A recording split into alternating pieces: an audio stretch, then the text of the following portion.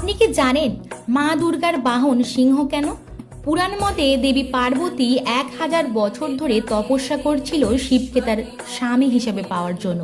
তপস্যার কারণে দেবী অন্ধকার বেশে যান। বিয়ের একদিন পর দেবীকে কালী বলে সম্বোধন করলে কৈলাস ত্যাগ করে দেবী আবার তপস্যায় মগ্ন হয়ে যান। সেই সময় দেবীকে শিকার করার ইচ্ছায় এক ক্ষুধার্ত সিংহ তার দিকে এগোতে শুরু করে, কিন্তু দেবীকে তপস্যায় মগ্ন দেখে সিংহ চুপ করে বসে পড়ে। সেই সিংহ বসে বসে ভাবতে থাকে দেবী যখন তপস্যা থেকে উঠবেন তখন তাকে তার আহার বানাবেন। এর মধ্যে অনেক বছর কেটে যায়, কিন্তু সিংহ তার নিজের জায়গা থেকে কোথাও নড়ে না। এদিকে দেবী পার্বতীর তপস্যা সম্পন্ন হয়।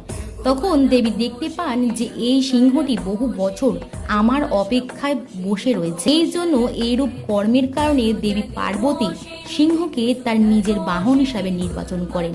ভিডিওটি ভালো লেগে